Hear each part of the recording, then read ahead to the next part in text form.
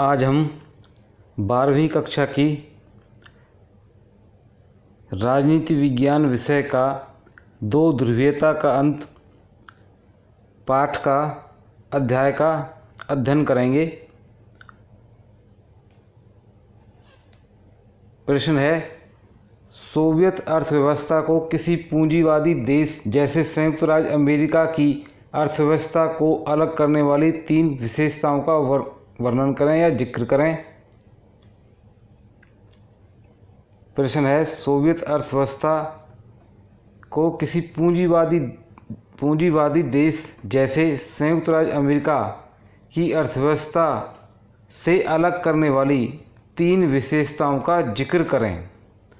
Soviet अर्थव्यवस्था साम्यवाद पर या समाजवाद पर आधारित थी और अमेरिकी अर्थव्यवस्था पूंजीवाद पर आधारित थी, जो निजीकरण पर विशेष जोर देते हैं। इन दोनों अर्थव्यवस्थाओं को अलग करने वाली तीन मुख्य बातें। सोवियत संघ में समाजवादी व्यवस्था लागू थी, जबकि संयुक्त राज्य अमेरिका में पूंजीवादी अर्थव्यवस्था लागू है। इन दोनों अर्थव्यवस्थाओं को अलग करने वाली तीन विशेषताएं निम्नलिखित हैं। पहली है, सोवियत अर्थव्यवस्था समाजवादी विचारधारा पर आधारित थी, जबकि अमेरिका की अर्थव्यवस्था पूंजीवाद पर आधारित थी। अभी भी है। यहाँ कैपिटलिज्म को बढ़ावा दिया जाता है, यहाँ पूंजीवाद को बढ़ावा दिया जाता है। दूसरा अंतर है, सोवियत अर्थव्यवस्था पूर्ण रूप से समाजवाद पर आधारित थी, वह सरकार के नियंत्रण में थी।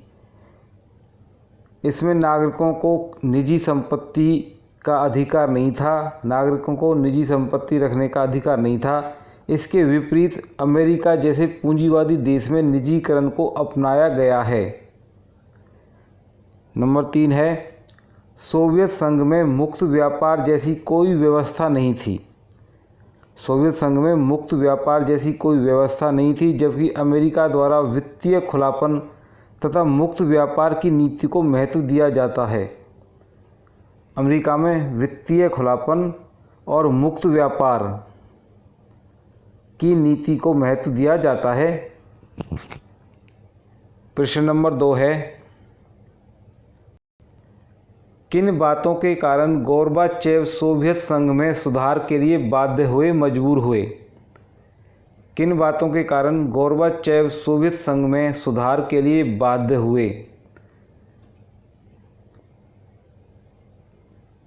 गोर्बाचेव सोवियत संघ में सुधार के लिए निम्नलिखित कारणों से बाध्य हुए या मजबूर हुए। पहला है, पश्चिमी देशों में सूचना और प्रौद्योगिकी इंफॉर्मेशन टेक्नोलॉजी के क्षेत्र में क्रांतिकारी परिवर्तन हो रहे हैं, जिसके कारण गोर्बाचेव ने सोवियत संघ में सुधार आवश्यक समझा।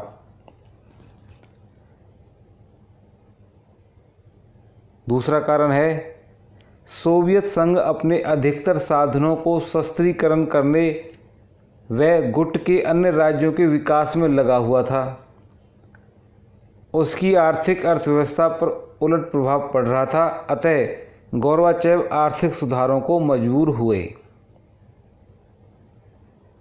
प्रश्न नंबर 2, किन बातों के कारण गोर्बाचेव सोवियत संघ में सुधार के लिए बाध्य हुए या मजबूर हुए? सभी स्टूडेंट, सभी साथी क्लास को देखते समय नोट्स बनाते रहें।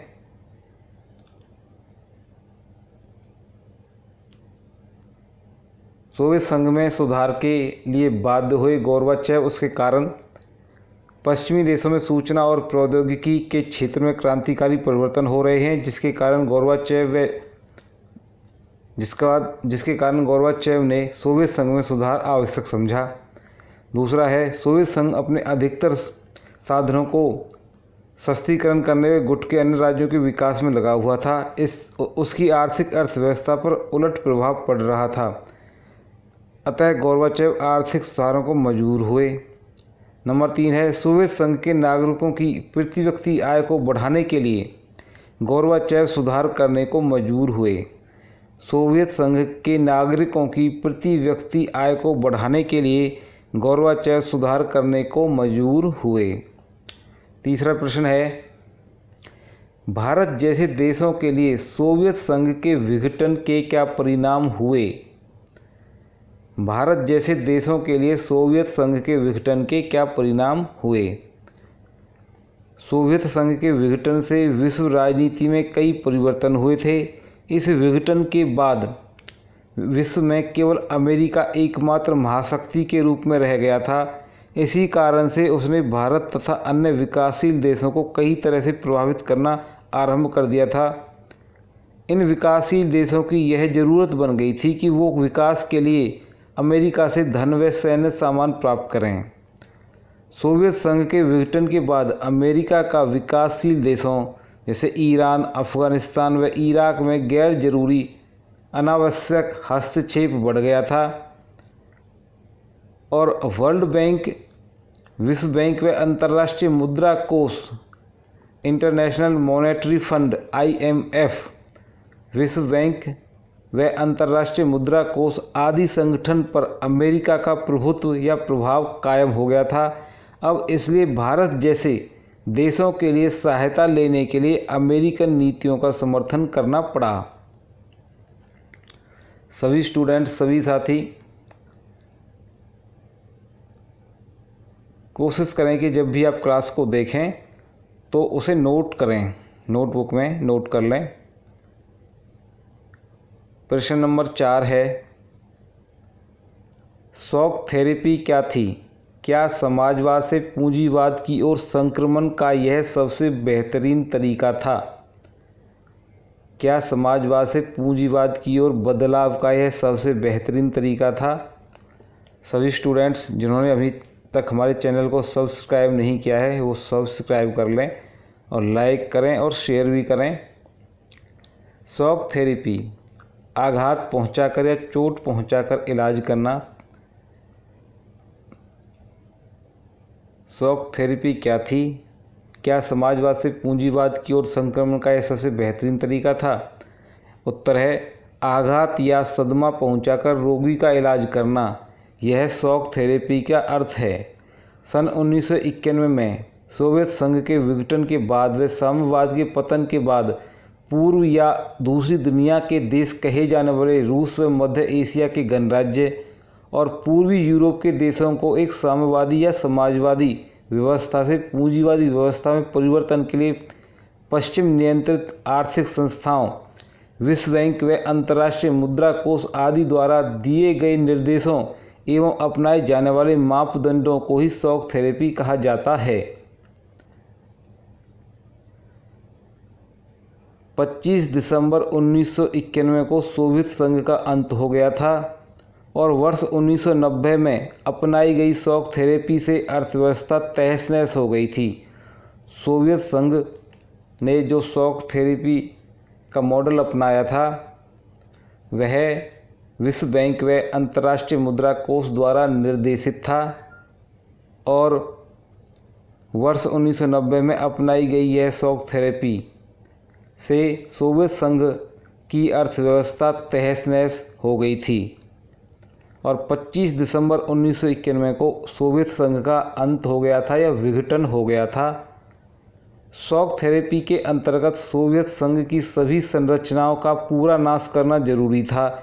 इस प्रक्रिया में साम्यवादी सिद्धांतों पर आधारित व्यवस्था को आघात या चोट पहुंचाकर इलाज व सुधार के रूप में पूंजीवादी व्यवस्था के सिद्धांतों पर आधारित व्यवस्था को अपनाकर परिवर्तन की जो नीति अपनाई गई उससे इन देशों में भारी हलचल हुई या उथल पुथल हुई जो शॉक थेरेपी कहलाई। इन देशों में इस थेरेपी की गति व गहनता अलग अलग रही परंतु इसकी दिशा व चरित्र काफ़ी हद तक एक जैसे थे।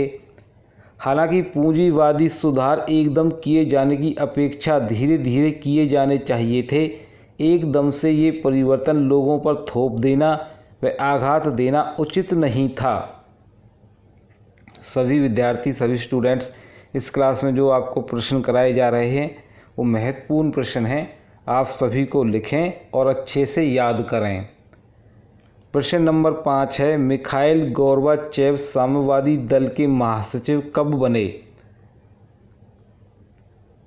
मिखाइल गोर्बाचेव 11 मार्च 1985 को साम्यवादी दल के महासचिव बनाए गए। प्रश्न नंबर 6 है, गोर्बाचेव यूएसएसआर भूतपूर्व सोवियत संघ के राष्ट्रपति कब बने? सन 1988 में गोर्बाचेव यूएसएसआर भूतपूर्व सोवियत संघ के राष्ट्रपति बने और साम्यवादी दल के महासचिव बने थे 11 मार्च 1985 को, और 25 दिसंबर 1991 को राष्ट्रपति पद से त्यागपत्र दे दिया था। यूएसएसआर के राष्ट्रपति बने गोर्बाचेव 1988 में और 25 दिसंबर 1991 को राष्ट्रपति पद से त्यागपत्र दिया था। प्रश्न नंबर 7 है, मार्शल योजना का संबंध किस देश से है? मार्शल योजना का संबंध संयुक्त राज्य अमेरिका से है। प्रश्न नंबर 8 है, विश्व में 2 ध्रुवीय व्यवस्था के स्थापना के लिए उत्तरदायी कारण क्या थे? विश्व में जो 2 ध्रुवीय व्यवस्था कायम हो गई थी उसकी स्थापना के लिए उत्तरदायी या जिम्मेदार कारण क्या थे? उत्तर है शीत युद्ध। प्रश्न नंबर 9, दूसरे विश्व युद्ध के बाद कौन से देश का साम्राज्यवादी शक्ति के स्वरूप का ह्रास हुआ? उत्तर है ब्रिटेन का। दूसरे विश्व युद्ध के बाद ब्रिटेन देश का साम्राज्यवादी शक्ति के स्वरूप का ह्रास हुआ था। और प्रश्न नंबर 10 है, वार्सा संधि औपचारिक रूप से कब समाप्त हुई? 1 जुलाई 1991 को वार्सा संधि औपचारिक रूप से समाप्त हुई। सभी स्टूडेंट्स, सभी विद्यार्थी जिन्होंने अभी तक इस चैनल को सब्सक्राइब नहीं किया है वो इसे सब्सक्राइब कर लें और लाइक करें और शेयर भी करें। इस क्लास में हम